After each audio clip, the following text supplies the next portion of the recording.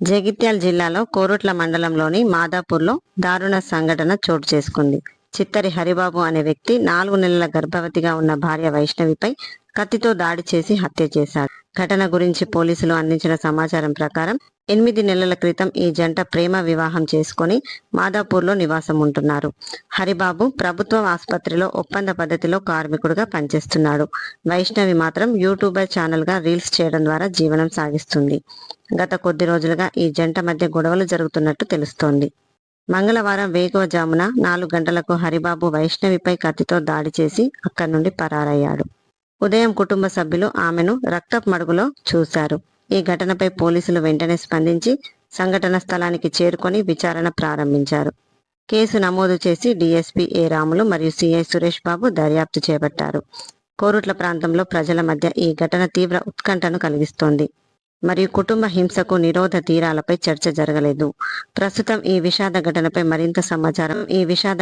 మరింత సమాచారం కోసం పోలీసులు విచారణలు కొనసాగిస్తున్నారు.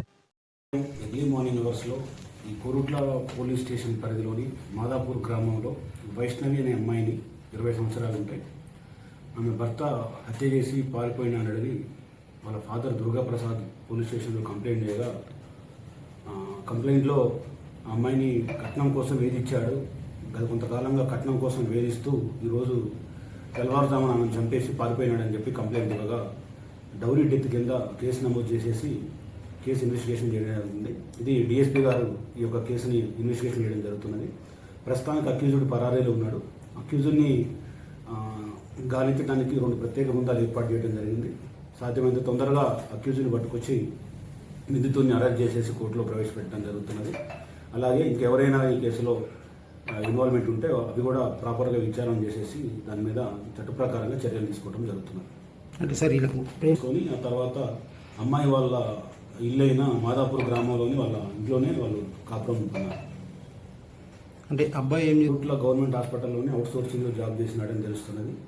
కాకపోతే వీళ్ళిద్దరు కూడా గత కొంతకాలంగా యూట్యూబ్లో రీల్స్ చేసుకుంటూ వారు వాళ్ళ యొక్క లైఫ్ స్టైల్ని కొనసాగిస్తున్నారని మాకు ఎంక్వైరీలో తెలియదు.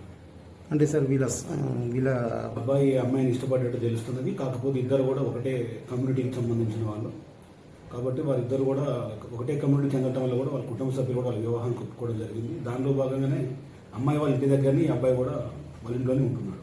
అంటే మీరే స్ఫూర్తి మాటలే నుంచి డౌరీ హెరాస్మెంట్స్ ఉన్నాయని చెప్పేసి కంప్లైంట్ చేయడం జరిగింది.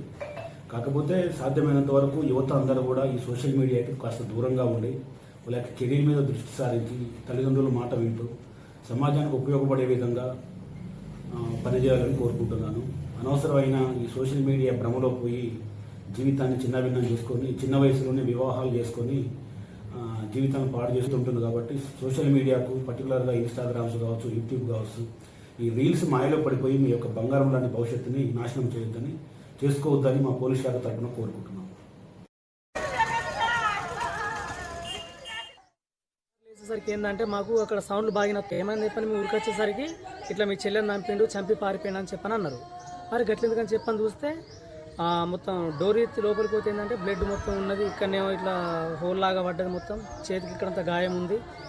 కానీ వాస్తవానికి ఏంటంటే వాళ్ళిద్దరి మధ్య అయితే మాకు ఎప్పుడు గొడవ లెక్క అయితే అనిపించలేదు.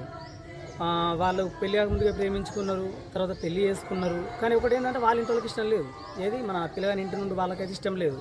సరే లేకుండా మా పిన్ని వాళ్ళని తీసిరంటే సరే మేము చూసుకుంటాం అని చెప్పని ఈయనే ఉన్నారు. ఇక్కడనే మంచిగా ఉన్న అయిపోయింది. ఇక రాత్రి ఏదో చిన్న సౌండ్లు నచ్చినట్టు గొడవ లెక్క వినిపించిందట. ఇక్కడ ఎంత కొట్టినా డోర్ తీయలేదు. సరే లేదు ఇక గట్టినే ఉంటారు కావచ్చు అని సక్క ఉన్నారట. తెల్లారు లేవుసరికి ఇట్లా జరిగింది. ఇంకా మంచిగా లేచి మొహం కడుకుంటే